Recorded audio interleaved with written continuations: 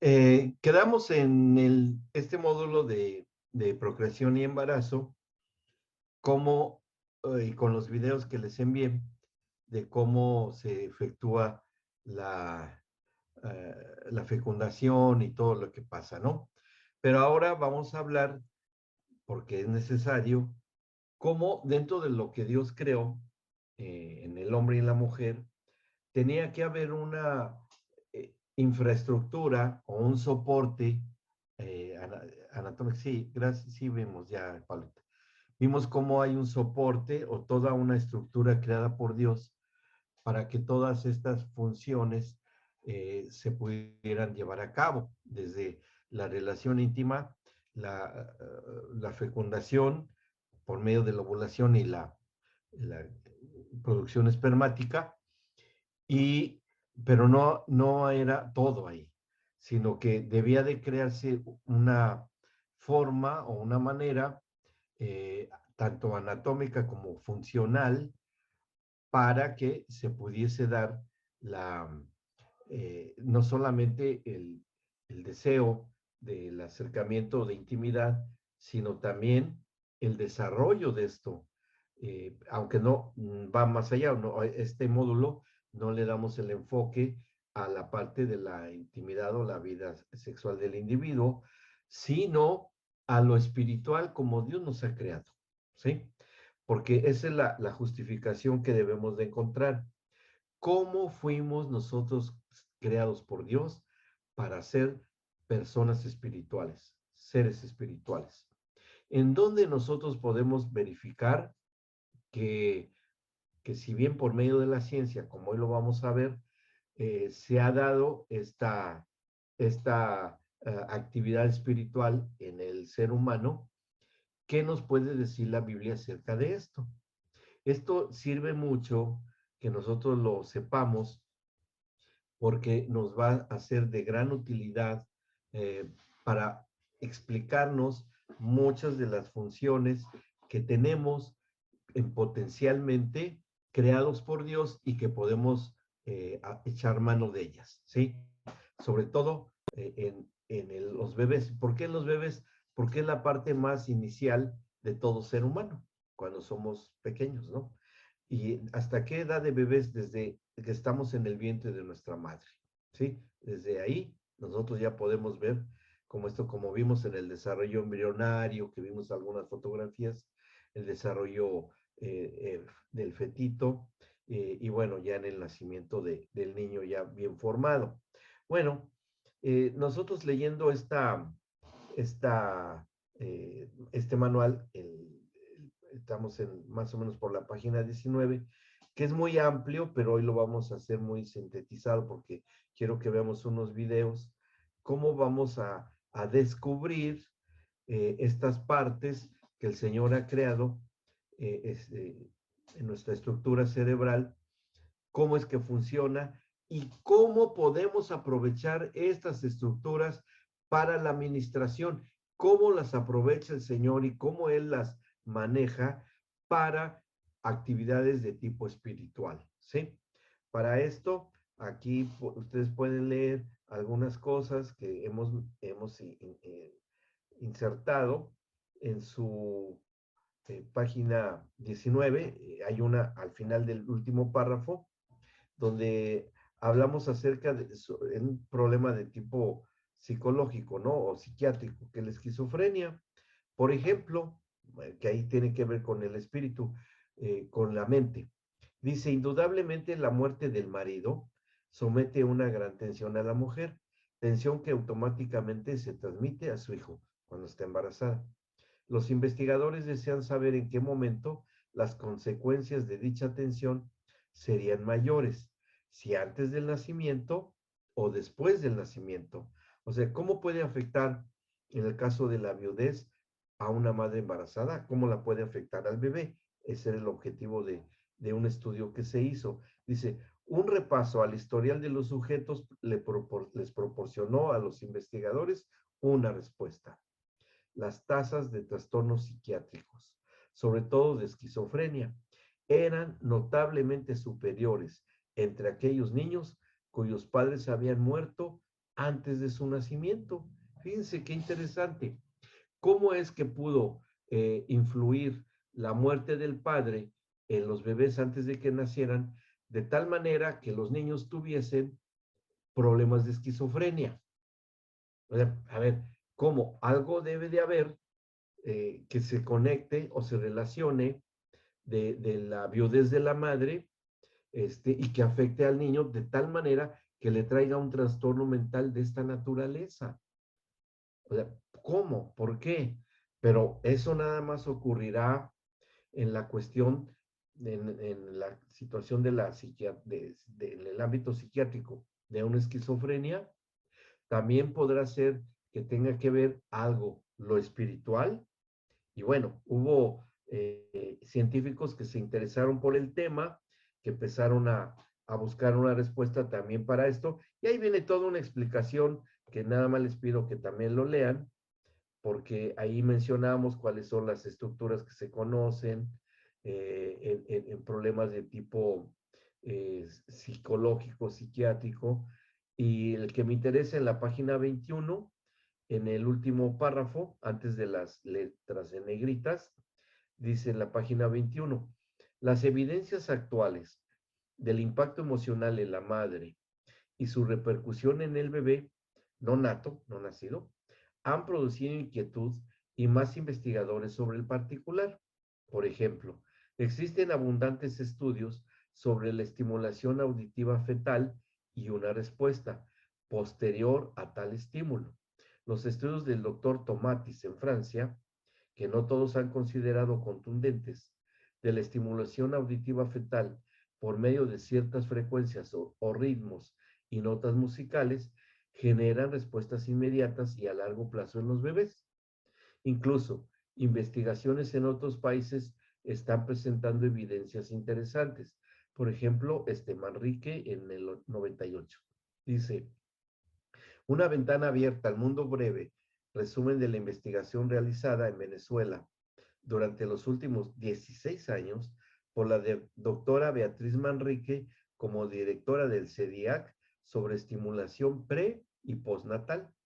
Dice esta investigación que es muy amplia y tiene muchos gráficos, bastantes. Dice, esta investigación surge de la rica experiencia obtenida por la autora y su equipo en el Ministerio del Estado de Venezuela, ya de hace años, para el desarrollo de la inteligencia, con la creación del proyecto Familia a nivel nacional, y se basan en un proceso de enseñanza-aprendizaje que se inicia desde la concepción.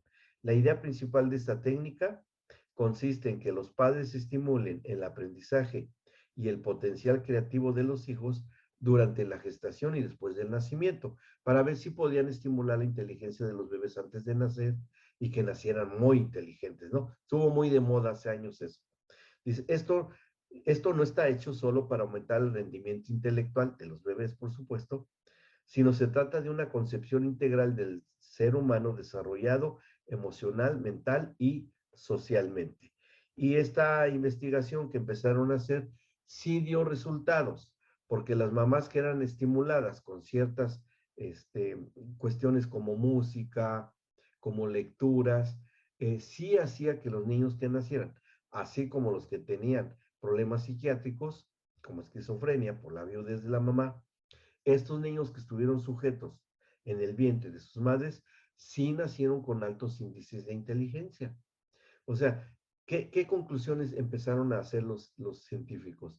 De que hay algo en la madre que se proporciona a su bebé inútero que le estimula a un determinado desarrollo. Ahora, nuestra inquietud es si lo hace en la parte espiritual, que es la que a nosotros nos interesa, ¿sí?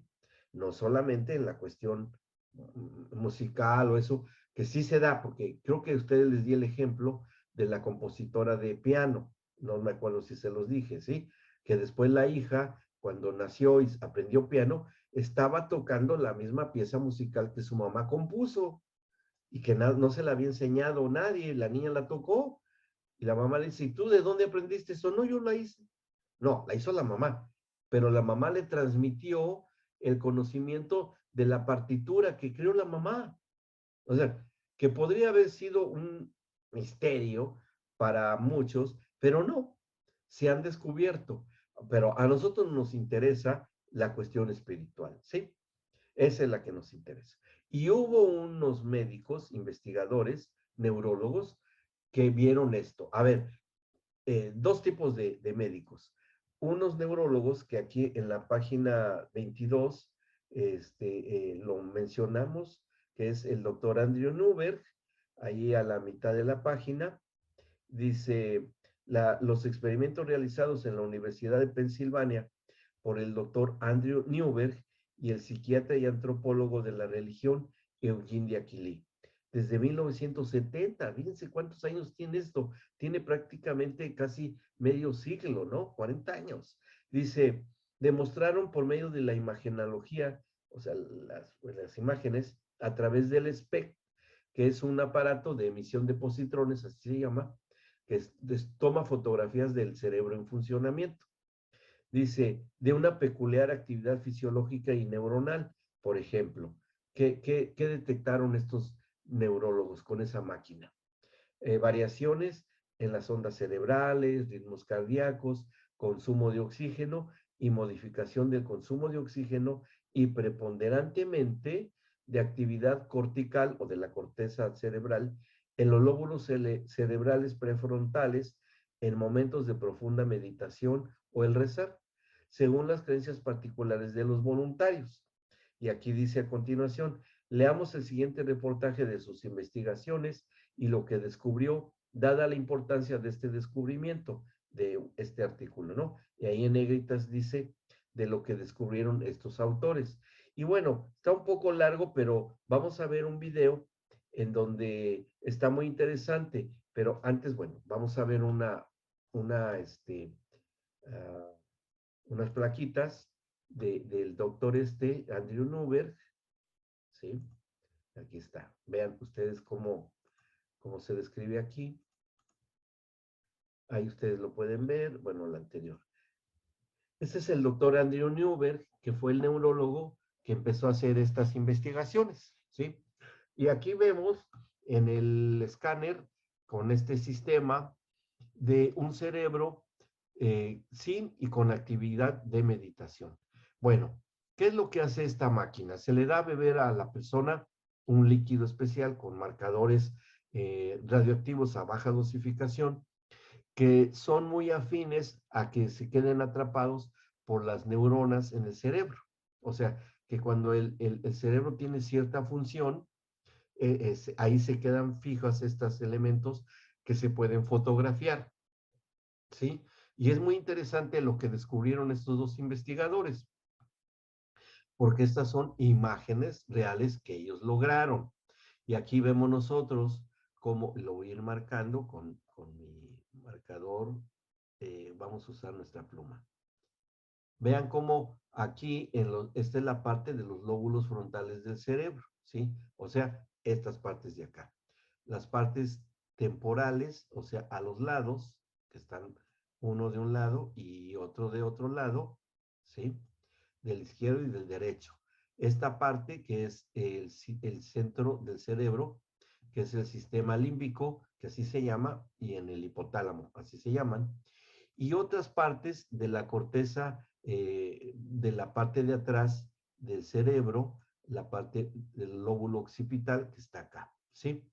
Bueno, todas estas regiones cerebrales, estos doctores descubrieron que cuando se estimulaban, o más bien, cuando las personas entraban en una, digamos, conducta o situación de meditar, de rezar, de otras cosas, se activaban, ¿sí? Aquí vemos cómo tienen un determinado color de acuerdo a la intensidad con que están funcionando. Este cerebro que se fotografió tiene una moderada actividad. Esta imagen es muy propia de la gente que practica yoga, por ejemplo, que tiene meditación trascendental o ese tipo de actividades, ¿no? O que tiene una actividad un poco más intensa cuando hay una actividad de meditación, como la que está aquí, bueno, mencionamos acá, que ustedes pueden ver cómo hay una conexión que se establece en estas partes del cerebro, ¿sí? Que aquí están separadas, aquí vemos cómo hay una separación, pero aquí en este, no, aquí ya está todo esto conectado, pero no deja de haber una cierta separación, ¿sí? Aquí está, bueno, ya no sé por qué salió esa rayita. Aquí también vemos que no está totalmente conectada, si bien sí está más activada, porque sí vemos que hay una diferencia en la iluminación. Aquí tiene una cierta intensidad, pero acá está mucho más intensa, ¿no? Y estas sí permanecen casi sin cambios, ¿no? Las partes occipitales, que aquí esto se dedica más que nada a las funciones de la música, de la interpretación musical, ¿no? O sea que estas partes se nos activan cuando estamos en la actividad de adoración, ¿sí? O cuando se toca música, cualquiera que sea.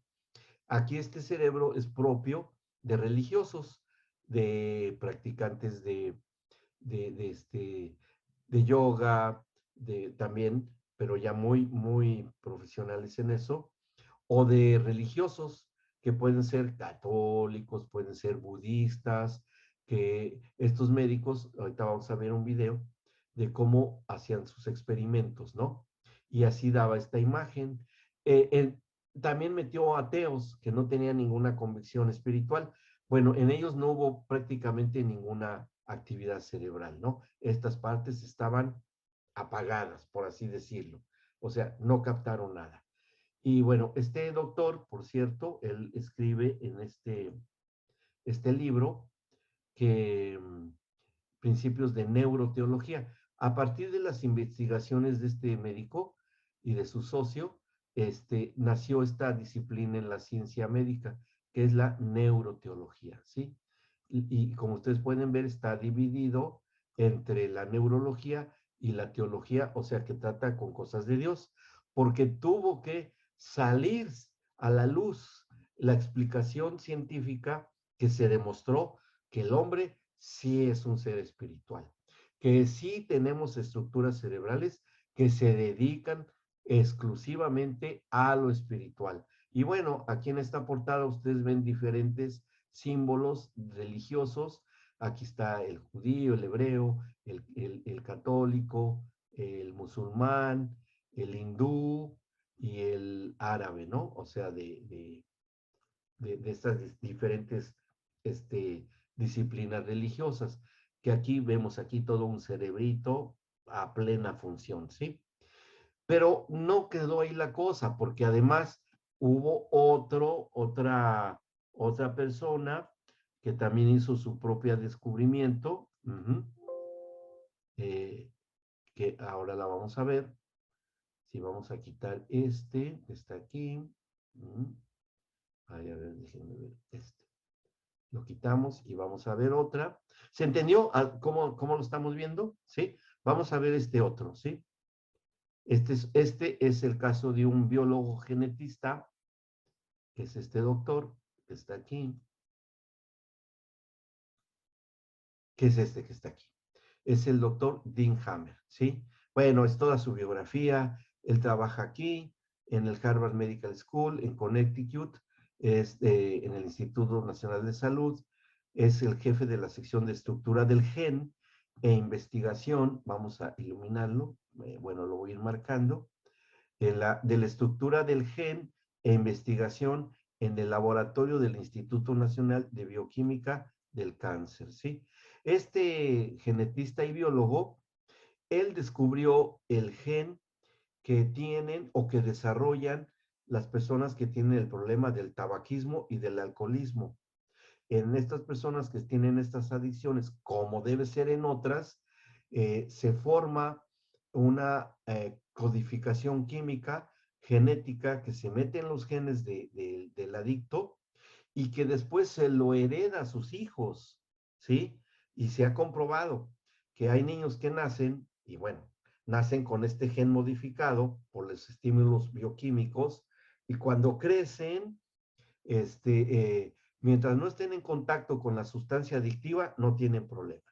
Pero en cuanto entra el estímulo químico de la nicotina o el estímulo químico del alcohol, como tienen el gen potencialmente para despertarse y activarse, y cuando entran en contacto con estas sustancias químicas, ¡pum!, se puede desarrollar el mismo problema, ¿sí? Y alguien, pero yo nunca vi a mi papá, a lo mejor ni lo conoció, a lo mejor ni nunca lo vio, puede ser, pero trae la cuestión, la información genética.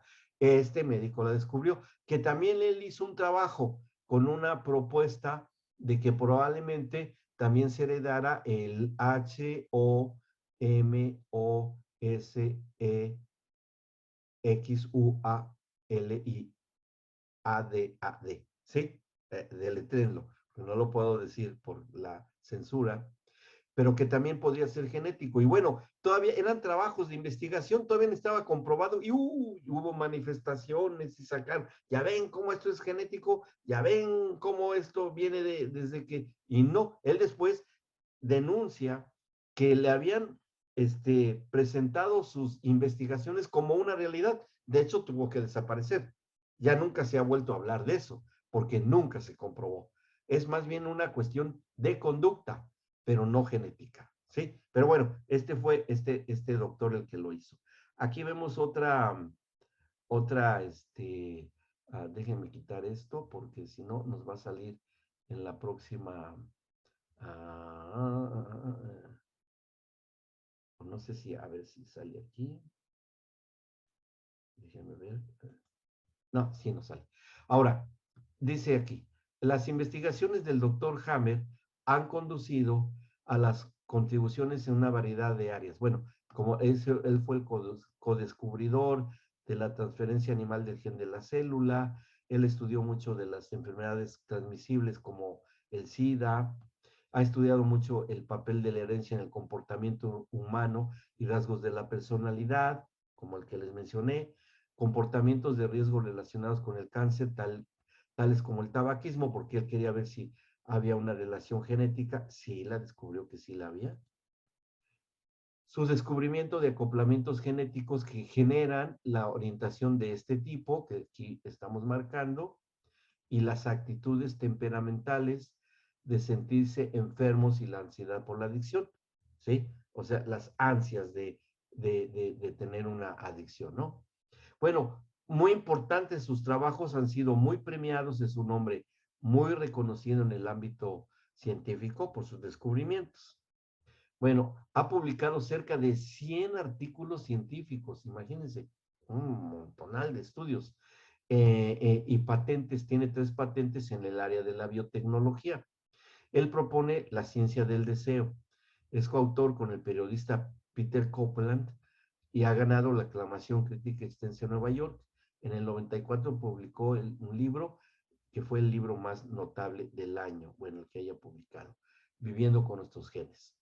El mejor y más sencillo expositor de la ciencia. O sea que estamos hablando con una autoridad, no es cualquier persona. Quiero hacer notar eso, que no estamos hablando nada más por hablar, sino estamos hablando de gentes reconocidas en este campo de la ciencia. Bien, ahora, la investigación que nos interesa a nosotros.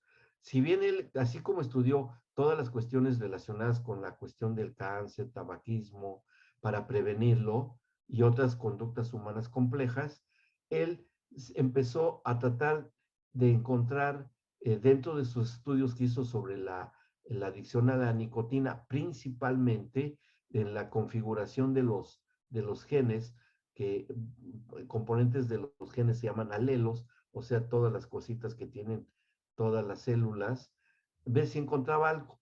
Y él en sus investigaciones, cuando fue estudiando las pruebas de personalidad, encontró algo.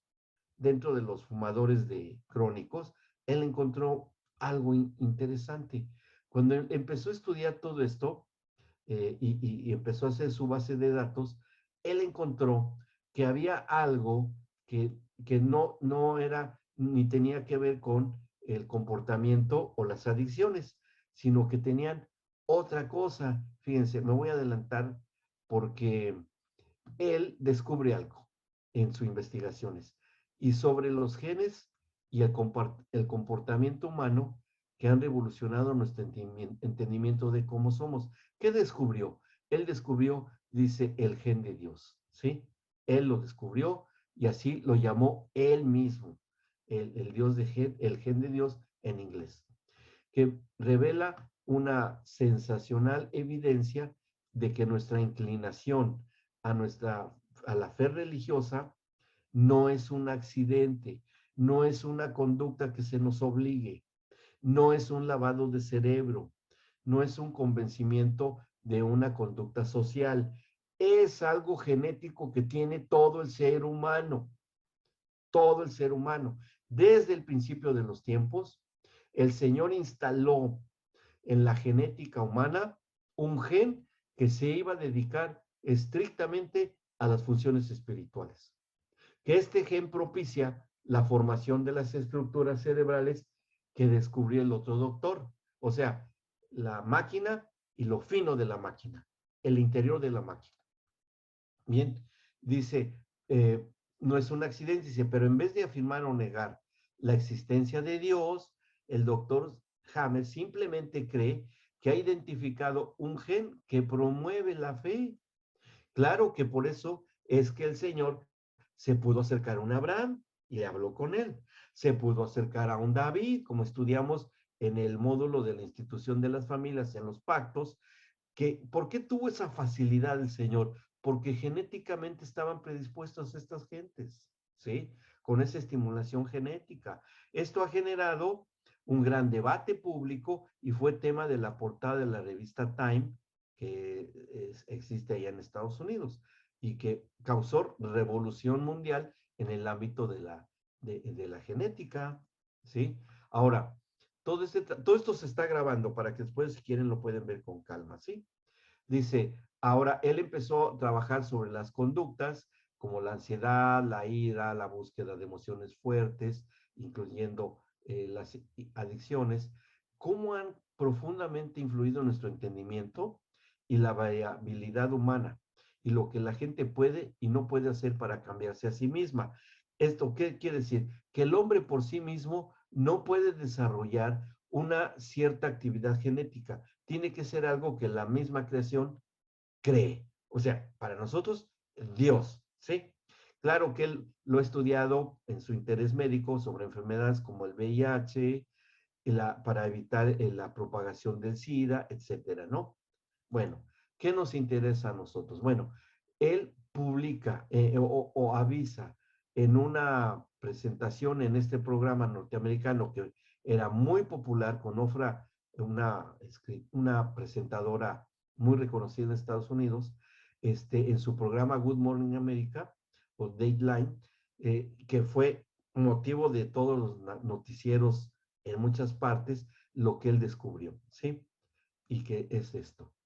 Denhammer, con la espiritualidad humana. Dice, él lo dice, la espiritualidad es una de las fuerzas ubicuas o que se localizan y más poderosas en la vida humana. O sea, ¿qué está diciendo él? Que es totalmente verificable que el hombre es un ser espiritual, genéticamente hablando, ¿sí? Por eso es que fracasarán una y otra vez, todas las civilizaciones que nieguen la existencia de Dios a través de la cuestión humana. No se pueden quitar los genes. Es como decir, a ver, ustedes, les ordeno que dejen de tener en sus genes la formación de saliva, de jugo gástrico en el estómago. Se los ordeno que quiten los genes que propicia esa función. ¿Se podrá? Es imposible, ¿me explicó? Así es que genéticamente no se puede quitar la espiritualidad del ser humano. Por más que lo intenten ciertos sistemas políticos de excluir de la mente humana, del espíritu humano, una creencia en una deidad. Es total y absolutamente imposible. Por eso es que se van al extremo y se van a la desaparición de las personas porque lo saben. Estas naciones lo saben, que no se puede quitar lo espiritual. Es algo que ya lo traemos. Y aún desde el nacimiento, desde el vientre de nuestras madres lo traemos, ¿sí? Que esto es lo que, para eso es que funciona estos genes. Ahora, él lo dice, nuestra evidencia científica indica que nuestra inclinación hacia el espíritu, hacia nuestra fe no es un accidente, está al menos en parte integrada, aquí lo subrayo, en nuestros genes, ¿sí? O sea, a ver, papás, mamás, maestros, pastores, tenemos una herramienta extraordinaria a nuestro favor, ¿sí?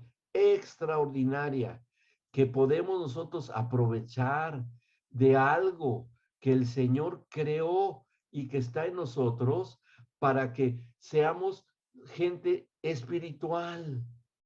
No tenemos que convencer a nadie de que son espirituales. Ya lo traemos por naturaleza heredada genética. ¿Me explico? O sea, ya está dado.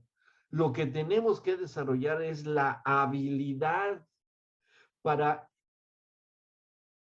dar una genética que ya tenemos, como enseñarle a los niños que son niños y a las niñas que son niñas, al que no sabe que puede y tiene las estructuras cerebrales para la comprensión de la lectura, lo que ustedes quieran, ya está allí, ¿me explicó? Y Dios lo creó, ¿sí? Dice el doctor, seguimos la lectura, 2 estudios gemelos indican, que él hizo, que indican que aproximadamente la mitad de la varianza en una medida cuantitativa de espiritualidad, si es que se puede medir, denominada trascendencia propia, es heredada. ¿Qué es la trascendencia propia? La espiritualidad del ser humano, el que trasciende por eso es que el Señor tuvo tantísima razón cuando le dijo al pueblo de Israel, ve a la tierra que yo te doy por herencia, que si lo llevamos a la aplicación genética, el Señor estaba hablando, si bien le hablaba al pueblo de Israel de una tierra que fluye leche y miel, pero nosotros, la tierra que nos ha dado por herencia, es la genética que Él instaló en nosotros. Es exactamente lo mismo, ¿sí? Es lo mismo, ¿ok? ¿Vamos bien? ¿Sí? ¿Vamos bien? ¿Alguna pregunta que quieran hacer acerca del tema para proseguir? Bien, vamos a ver un poquito más aquí. Y vamos a la que sigue. Esto es. Ahora, con respecto a esto, un reciente análisis genético molecular, esto lo dice el doctor, muestra que el gen transportador de monoamina vesicular 2, o que me escribo acá, BE, es la abreviatura BMA, es el nombre científico, o la abreviatura T, y finalizamos con el número 2. Es esto. Este es el gen transportador de monoamina vesicular número 2. Ese es el nombre de ese gen. Pero él, para que la gente lo entendiera, le llama el gen de Dios. ¿Sí? ¿Y dónde trabaja esta actividad de estos genes? En esta parte que descubrió el doctor Newberg, que es la red límbica, que es la que está en el centro del cerebro, que se dedica a las actividades espirituales. Y que tiene que ver con la conciencia, ¿sí? Con la actividad consciente. Y si hablamos de la actividad consciente, estamos hablando de ejercer la voluntad conscientemente de una actividad espiritual, ¿sí? Dice, porque dentro del sistema nervioso que tenemos dos, el voluntario y el involuntario, el consciente funciona en lo espiritual, no en lo inconsciente, ¿sí? Ahora, ¿cuál es la ventaja evolutiva de genes para la espiritualidad? Dice el doctor, dice él, yo arguyo que tales genes pueden proveernos de un sentido de propósito y la voluntad y valentía y voluntad necesarias para sobreponerse a penurias y pérdidas. Él lo ve así. ¿Cómo se puede sobreponer el ser humano a grandes penas y grandes pérdidas por medio, obviamente, de estos genes. ¿Cómo? A través de la espiritualidad. Ahora, ¿cuál? Pues en la que creamos, ¿sí? Porque él es neutral, como el doctor Andrew Newberg y el doctor, y el otro, el de Aquilí. Ellos son neutrales, ellos siempre lo han dicho en entrevistas. Nosotros no pretendemos que la gente cree en Dios. Dios es más, el libro que escribió, el primero que escribió Newberg y de Aquilí es, ¿por qué Dios está fuera? ¿Por qué Dios no se ha ido? Así se llama la traducción al español. ¿Por qué Dios no se ha ido? ¿No? ¿Por qué no se ha ido? Porque está en nuestro interior. Y es como tratar de cortarnos parte del cerebro. Y si ya no creo en Dios, pues córtate una parte de tu cerebro. ¿Sí? No se puede. Aunque los ateos, aunque se digan ateos, tienen esa parte del cerebro. Por eso la mayoría de ellos, cuando ya están en el lecho de acabar su vida, ahí sí, ¿no? Ahí sí creo en Dios. Hasta los grandes filósofos del siglo XIX, que cuando ya estaban por entregar la cédula verde, ya le iban a entregar porque ya iban a dejar de circular, dijeron, sí, Dios, más luz, más luz. Pues sí, pero pues lo siento, demasiado tarde, ¿no? Y todos cuando están en una crisis, ay, Dios, ayúdame. Yo creo que lo han escuchado de los que siempre han dicho que, no, mi Dios, para nada. Pero a la hora de la prueba, Dios, ¿dónde estás? ¿Por qué me has abandonado? Pues sí, pues hasta entonces es una verdad que sí existe esto. Bueno, entonces sigue diciendo este doctor. Dice, eh, pueden, ay, ya no alcanzo a leer aquí, déjenme ver si puedo ocultar esto. Creo que sí se puede, pero no sé cómo hacerlo. Bueno, lo voy a mover acá. Pueden también aumentar nuestras posibilidades de supervivencia reproductiva de manera psicológica y también, claro. ¿Por qué? Porque los ámbitos pueden condicionarnos a una determinada conducta, ¿no? O psicológica. Para para creer en algo, ¿sí? Y también como una creciente cantidad de evidencia lo sugiere, ¿sí? Ayudándonos para que él lo vea, así es científico, hay que entenderlo. Reducir el estrés, prevenir enfermedades y extender la vida. Porque eso sí se ha comprobado, que el que tiene firmes creencias espirituales vive más años. Así, ¿dónde dice en la Biblia? Oigan, y los hombres que vivieron hasta más de 900 años, porque estaban muy cerca de todavía lo espiritual, ¿sí? Tengo bueno, un apóstol que nos compartió a mi esposa y a mí, tiene 100 años de edad y sigue predicando, ¿eh? Y tiene 100 años de edad, 70 años el ministerio, el apóstol Wayne Myers, y él sigue predicando, 100 años de edad, ya predica sentado y habla, tremendo el hombre, tremendo, inclusive Cristo para Naciones en Dallas lleva, el auditorio lleva su nombre, es un gran hombre de Dios. Bueno, en contraste, las creencias religiosas desorganizadas no tienen una base biológica y en algunos casos, sobre todo las organizaciones sectarias, que no tienen nada del Señor, pueden disminuir la supervivencia de los seres humanos. Y está probado, ¿verdad? Que en los movimientos sectarios son destructivas, sectas destructivas, las hay. ¿Mm? El entender las causas y las consecuencias de la espiritualidad y la religión nos pueden ayudar a entender mejor cómo reconciliar estas fuerzas fundamentales de la vida humana. Fíjense qué mensaje tan tremendo que esto se entendiera a nivel mundial, que lo espiritual que hace nos ayuda a entendernos mejor y nos ayuda a reconciliarnos. Bien, bien, esto puede ser. Y eso es, bueno, esto es algo que esto es en cuanto a su descubrimiento. Pero vamos a ver a continuación algo. Vamos a dejar esto. Vamos a pausar esto. Bien.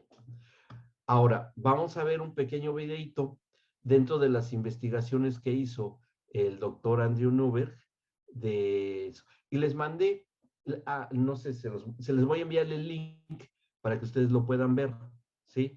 De cómo algo asombroso que pudo atestiguar el doctor Newberg en sus investigaciones. La única cosa es que está en inglés, ¿sí? Está en inglés. Bueno, por cuestiones vamos a detener eso un poco, vamos. Bien, estos descubrimientos del doctor Newberg, vieron las máquinas que utilizó, con qué gente hizo sus experiencias y todo lo que él pudo detectar en, en los voluntarios, ¿no? Dice Mía, increíble interés del hombre y los... Sí, pues llega a lo que nosotros ya sabemos, a lo que nosotros ya conocemos y que para nosotros no, bueno, para nosotros es, sí, pues sí, siempre ha sido así, ¿no? Que ahora sea por la tecnología. Es más, y hay gente, como dice, está escrito, que aún, hablando acerca de los últimos tiempos, de hombres que van a estar llenos de llagas malignas y aún estando así bajo los juicios de Dios van a blasfemar contra Dios. Y sí es cierto, que aún viendo estas evidencias van a continuar no creyendo en el Señor, ¿sí? Ahora, hay un video que les voy a enviar al WhatsApp de que él, lo que le llamó más la atención, porque lo dice, es de que se puso a investigar a los cristianos, específicamente evangélicos, porque dentro de todo el menú que hizo de diferentes religiones, el que le llamó más la atención fue el de los cristianos, ¿sí? Bien, Mario, bien, qué bueno que ya está. Ya, sí, perfecto. Lo que le llamó la atención fue que los cristianos, todas esas zonas que les mostré en las imágenes, eh, se conectaban todas estas zonas, ¿no? Les voy a volver a pasar la imagen, a ver, para darles la explicación. Esta es, fíjense, esta que está acá.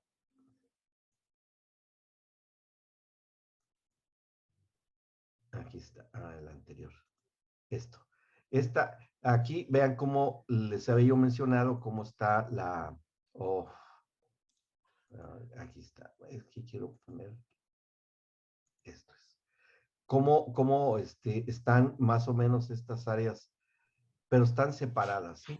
Bueno, a él le llamó la atención que con los cristianos estas zonas se unen todas, se interconectan, se acaba esta separación que hay acá, que aquí también está interrumpida, aquí también hay estas separaciones.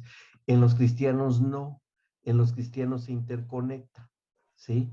Pero descubrí algo más, que ese es el video que les voy a enviar, porque él tiene una entrevista con un pastor, un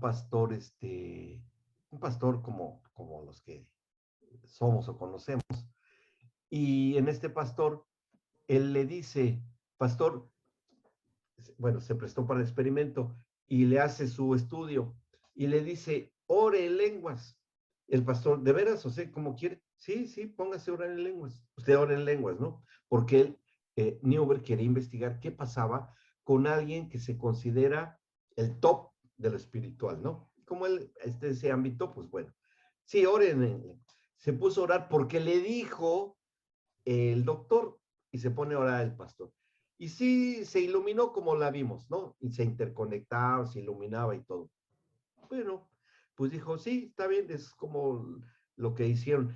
Pero llama a una, que la van a ver en el video, llama a una mujer de color que estaba precisamente en un coro gospel, a propósito en un coro gospel, y le dice que ore en lenguas.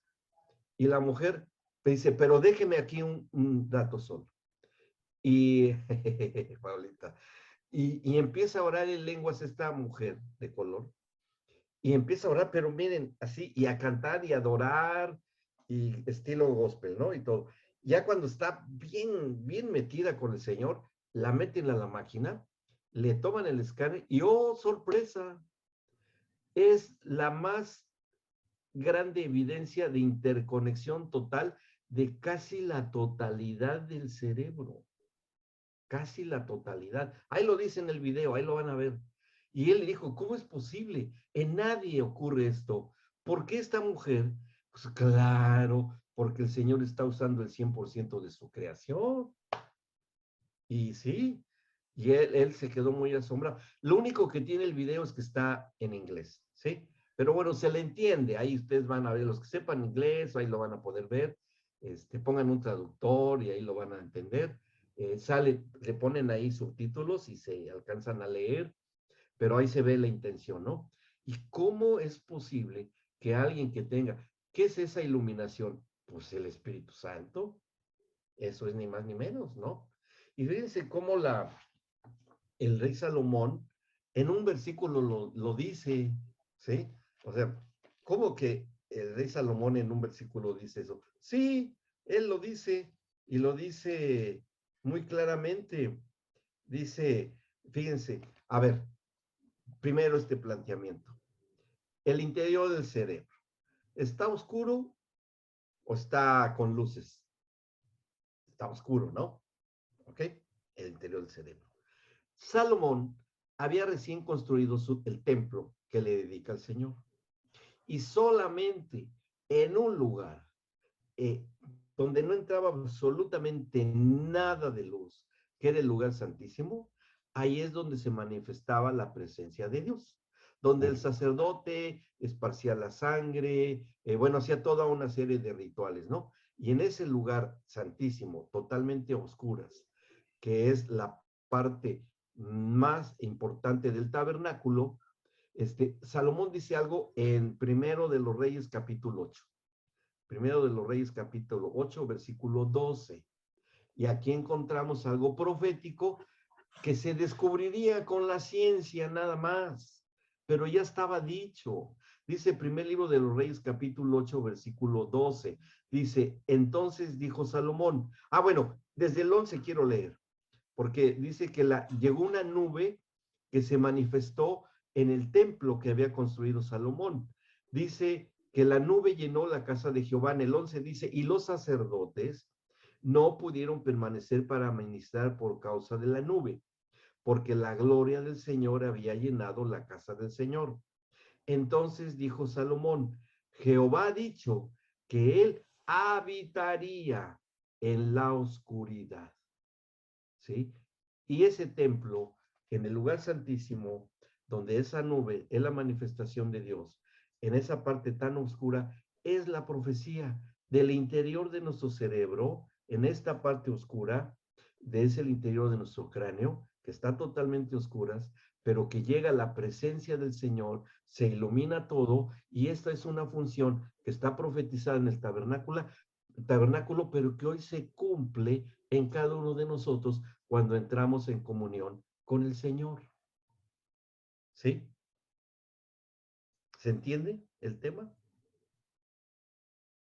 ¿Por qué? Porque ahí está avisado.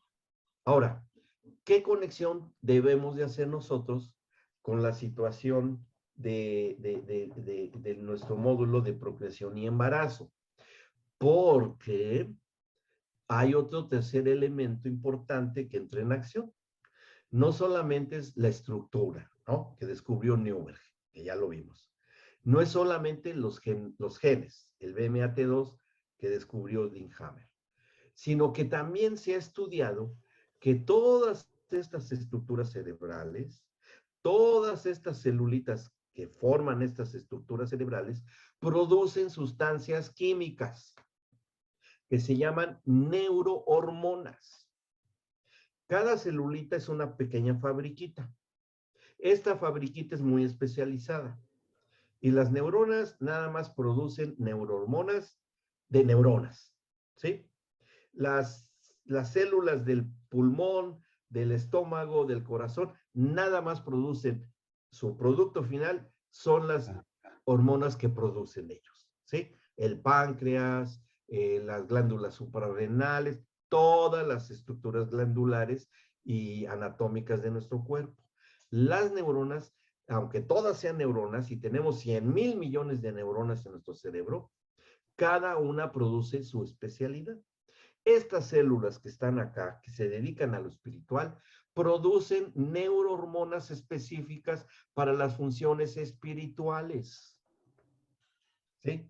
Y una madre embarazada, y esto es lo más importante de este módulo, una madre embarazada, cuando está embarazada y está en un momento de su comunión íntima con el Señor, en plena adoración, con todas estas zonas cerebrales iluminadas y funcionando, y produciendo sus propias neurohormonas, viajan por la sangre, atraviesan la placenta y van y estimulan el pequeño cerebrito de su embrión que tiene en su cuerpo y del fetito y del bebé que tiene en el vientre, y son estimuladas las áreas cerebrales del bebito y se activa el cerebro del bebé.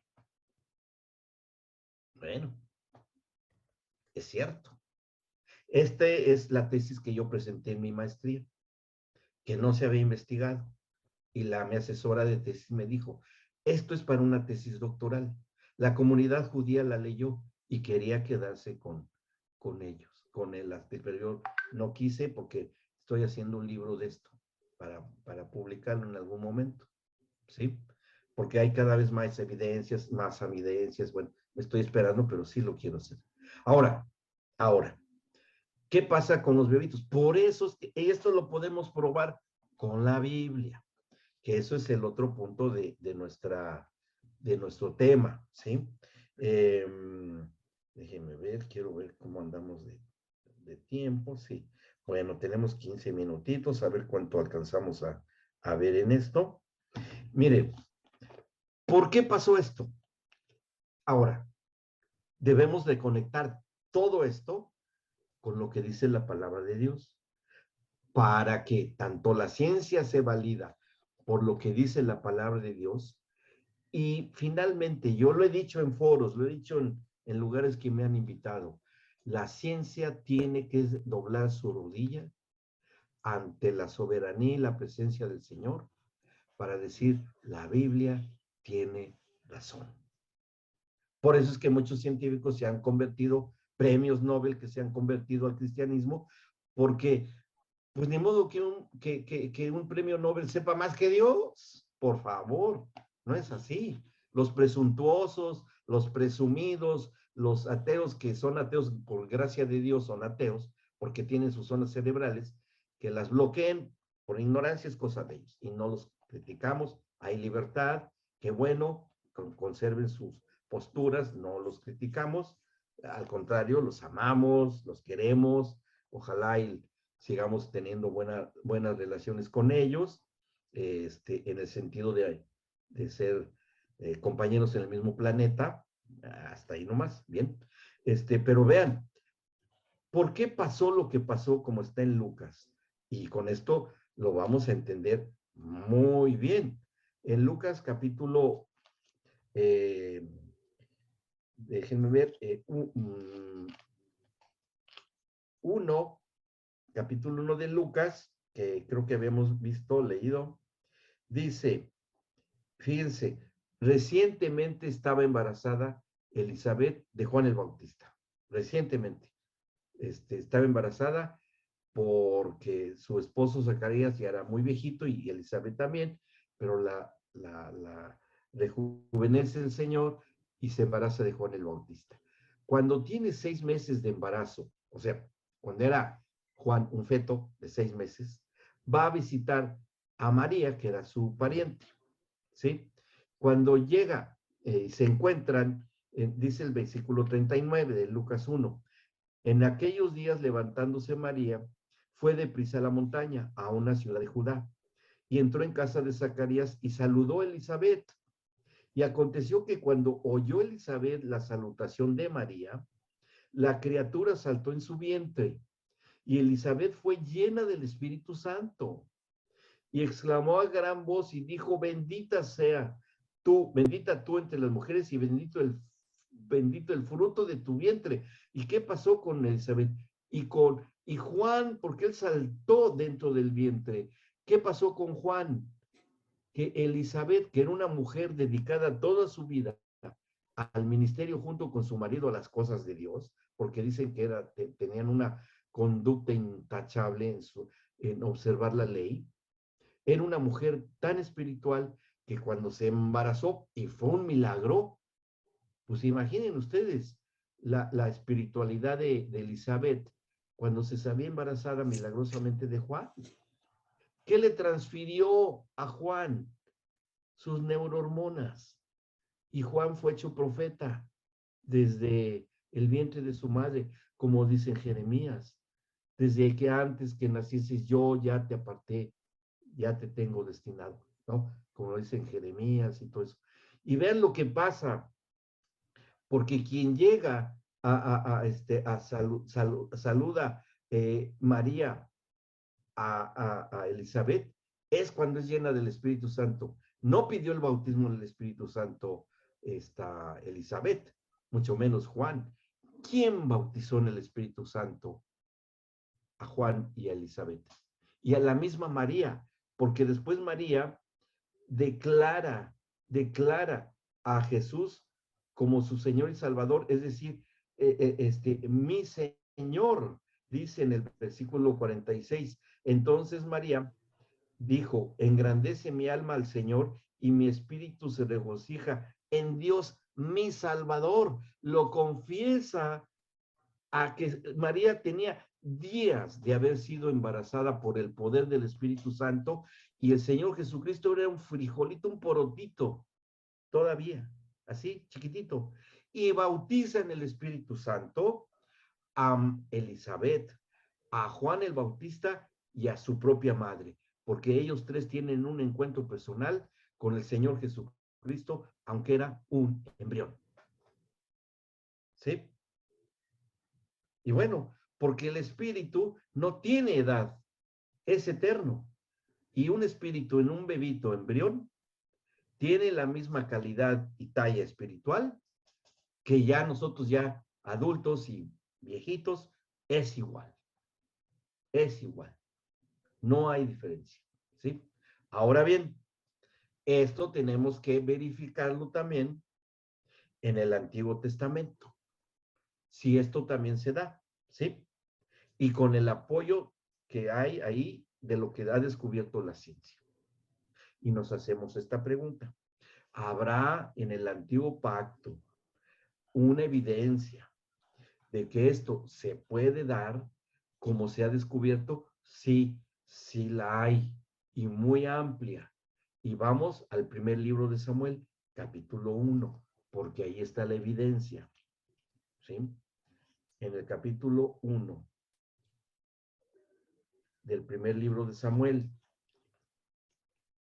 Y uno luego a veces se pregunta por qué hay pasajes de la Biblia en donde se le dedica mucho espacio a lo que está ahí escrito.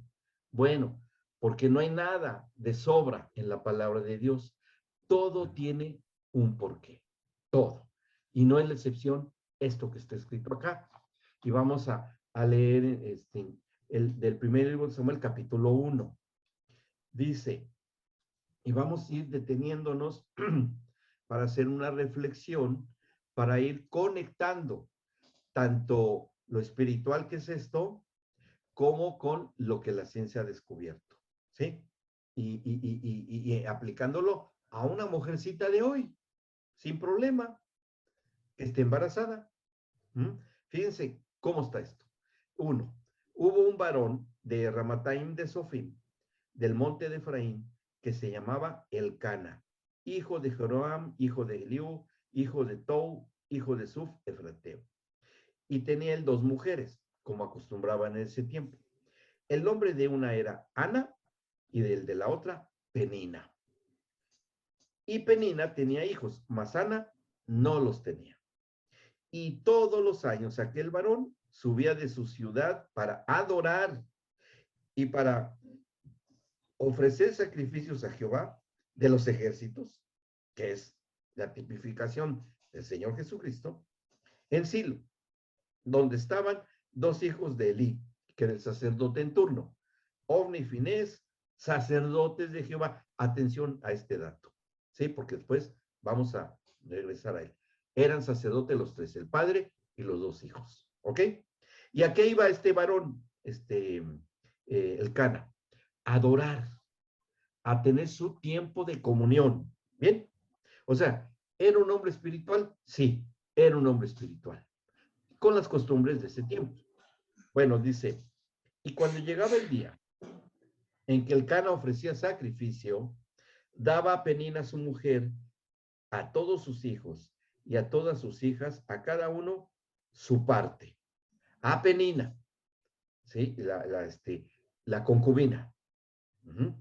Dice, pero Ana daba una parte escogida porque amaba a Ana, aunque Jehová no le había concedido tener hijos. Y es interesante que en la Biblia esté escrito una relación matrimonial de esta naturaleza, que a pesar de tener a su concubina, amaba a su esposa, a su única esposa, porque legalmente era su única esposa. Pero dice en el 6, y su rival la irritaba, enojándola y entristeciéndola. Que leímos en una parte de su manual que las mujeres con depresión o con estrés predisponen a que los niños nazcan con enfermedades psiquiátricas, o hay otro estudio que también por ahí está mencionado, con bajo peso, aunque sean mujeres sanas, embarazadas, pero mujeres bajo estrés tienen hijos con bajo peso, ¿sí? Aunque estén bien sanas. Bueno, dice, y Ana, pues estaba irritada, enojada y entristecida. Situaciones emocionales. Que también hay áreas cerebrales que se dedican a eso y también segregan sustancias químicas propias de esas áreas cerebrales. Bien. Dice después, y no, por lo cual Ana lloraba y no comía. Es decir, estaba en plena depresión. ¿Sí? No lloraba y no comía, pues estaba deprimida. O sea, nos damos cuenta de su condición psicológica de Ana. Y el Cana, su marido, le dijo, Ana, ¿por qué lloras? ¿Por qué no comes? ¿Y por qué está afligido tu corazón? ¿No te soy yo mejor que 10 hijos? Bueno, de alguna manera trataba de consolarla, ¿no? Y porque, bueno, porque se nota que este matrimonio se amaban a pesar de la situación, ¿sí? Dice el 9, vean lo que va a hacer Ana. Y se levantó Ana después que hubo comido y bebido en Silo, y mientras el sacerdote Elí estaba sentado en una silla junto a un pilar del templo de Jehová. Ahí estaba este sacerdote. Ella, fíjense el estado anímico de Ana. Dice, ella con amargura de alma, ¿sí? De alma, oró a Jehová y lloró abundantemente. Es decir, ¿qué está funcionando aquí en Ana? Sí, la amargura de su alma, de emociones, pero está teniendo comunión con el Señor. Es decir, ¿qué se estaba activando en Ana? Estas estructuras cerebrales. ¿Me explicó? Se están activando. Luego dice, en el 11, e hizo voto diciendo, Jehová de los ejércitos, otra vez el Jehová de los ejércitos, si te dignares mirar a la aflicción de tu sierva, y acuérdense que en el ámbito de pacto, todo lo que se hiciera con gentes, después el Señor tenía que cumplirse en la persona del Señor Jesucristo. Por eso aquí se hace referencia a Jehová de los ejércitos, no dice Padre Santo, Dios, Jehová solo, Espíritu Santo, no, está invocando al Jehová de los ejércitos que entendemos que es el Señor Jesucristo. ¿Ok? A él está invocando Ana. Bueno, dice, Jehová de los ejércitos, si te dignares mirar a la aflicción de tu sierva y te acordares de mí, y no te olvidares de tu siervo, sino que dieres a tu sierva un hijo varón, yo lo dedicaré a Jehová todos los días de su vida y no pasará navaja sobre su cabeza. O sea, será un nazareo. ¿Mm? Dice, mientras ella oraba largamente delante de Jehová, y si ahí le hubiera hecho una Andrew Newberg, vería todas sus áreas iluminadas de su cerebro de Ana, ¿sí? Obviamente, lo iba a ver. Dice, Eli estaba observando la boca de ella, pero Ana hablaba en su corazón, en su espíritu. Estaba en plena comunión, como la mujer de color que metió Newberg cuando oraba en lenguas, ¿sí? Porque estaba en plena comunión. Así también Ana Así era el tamaño de su deseo de tener un hijo. Y solamente se movían sus labios, como alguien ora en lenguas. No digo que ella oraba en lenguas, pero sí en plena comunión. Dice, y su voz no se oía, y Elí la tuvo por ebria. O sea, ebria como que estaba llena del Espíritu Santo, ¿no? Da esa impresión. Entonces le dijo Elí, ¿hasta cuándo estarás ebria? Digiere tu vino. Y Ana le respondió diciendo, no, Señor mío, yo soy una mujer atribulada de espíritu, no solo deprimida, sino atribulada también de espíritu. No he bebido vino ni sidra, sino que he derramado mi alma delante del Señor. No tengas a tu sierva por una mujer impía, porque por la magnitud de mis congojas y de mi aflicción he hablado hasta ahora. Elí respondió y dijo, ven paz, y el Dios de Israel te otorgue la petición que le has hecho. Y ella dijo, halle tu sierva gracia delante de tus ojos. Y se fue la mujer por su camino y comió y no estuvo más triste. Algo pasó con Ana que cambió su conducta, ¿sí? Y levantándose de mañana, adoraron delante de Jehová otra vez el matrimonio. Y volvieron y fueron a su casa en Ramá, y el Cana se llegó a su mujer, y Jehová se acordó de ella. Ahora es el padre el que se acuerda. ¿Y qué pasa? Que se embaraza, ¿sí? Ocurre un milagro. Aconteció que al cumplirse el tiempo, aquí podemos entender cuál era ya la situación anímica y espiritual de Ana, que le había concedido el hijo, que le había hecho caso el Señor, ¿no? De que se embarazara. Dice, dio a luz un hijo, después de haber concebido Ana, dio a luz un hijo y le puso por nombre Samuel, diciendo, por cuanto lo pedí Jehová. Después subió el varón, el Cana, con toda su familia, para ofrecer a Jehová el sacrificio acostumbrado y su voto. Pero Ana no subió, sino dijo a su marido, yo no subiré hasta que el niño sea destetado, para que lo lleve y sea presentado delante de Jehová y se quede allá para siempre, porque lo había dedicado al Señor. Y el Cana, su marido, le respondió, haz lo que bien te parezca, quédate hasta que lo destetes, solamente que cumpla Jehová su palabra. Y se quedó la mujer y crió a su hijo hasta que lo destetó. Y después que lo hubo destetado, lo llevó consigo, con 3 becerros, un efa de harina y una vasija de harina, de vino. ¿Por qué 3 becerros? Porque era un año, representaba la edad del niño. O sea que Ana lo lleva cuando cumple 3 años Samuel. Es importante ese dato por lo que vamos a ver después, también descubierta por otro científico, ¿sí? Pero todavía no llegamos ahí. Dice, y lo trajo a la casa de Jehová en Silo, y el niño era pequeño. Y matando el becerro, trajeron el niño Elí, y ella dijo, oh Señor mío, vive tu alma, Señor mío. Yo soy aquella mujer que estuvo aquí junto a ti, orando a Jehová. Por este niño oraba, y Jehová me dio lo que le pedí. Yo pues lo dedico también a Jehová, todos los días que viva será de Jehová, y adoró allí a Jehová. O sea, en pleno todas sus funciones cerebrales de Ana, que estaba pasando ya embarazada, pues que le estaba transmitiendo todas sus neurohormonas de la espiritualidad a Samuelito, que estaba bien chiquitito. ¿Me explico? ¿Sí? ¿Vamos bien? Bueno, ya llegamos al tiempo final. La clase que viene vamos a ver qué ocurre después, porque pasan cosas bastante interesantes con Ana. Dice, Mía, ¿de qué año son estas publicaciones? De lo que estamos leyendo, eh, Moni. Sí, de eso que habíamos visto de las investigaciones de Hammer, Sí, eso quería saber. desde el 80 para acá, ¿sí? ¿Cómo? Desde los 80, de la década de los 80 para acá. ¿Y él lo publica en qué tiempo? Más o En menos. O esos sea, años también.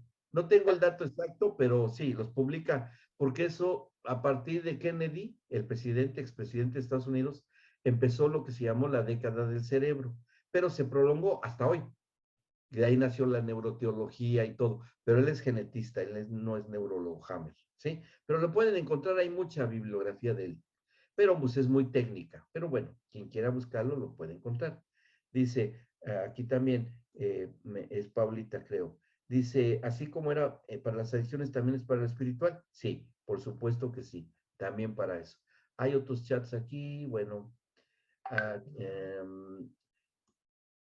sí, lo de Fer, que ya más o menos lo contestamos, pero todavía lo vamos a echar, a hacerlo más claro.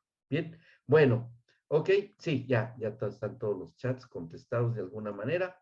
Bueno, dejamos hasta acá y vamos a ver cómo viene el desarrollo de Samuel después, qué es lo que pasa con su mamá, y ya iremos avanzando de otras cosas que se han descubierto, muy interesantes, que es así, ya nos van a ayudar mucho para ministrar a los bebitos en el vientre de las madres, que ustedes los pueden hacer en la congregación, lo pueden hacer en familia, lo pueden hacer donde quiera que sea, ustedes mismas, las que todavía tengan en planes el nuevo nacimiento de un bebito, ¿sí? Ministrarlo, y tiene todo el respaldo bíblico, científico, y ya nada más es pretexto que no lo quieran hacer, pero pues allá se lo perderán de tener hijos tremendos en el Señor, tremendos. Y todos esos pequeñitos que ustedes ven, que yo fui testigo de ver sus predicaciones y todo, ahora que estuvimos ahí con ustedes, esos niños fueron tocados por el Espíritu Santo a través de sus madres en sus embarazos. Se los aseguro al 100% por todo esto que decimos.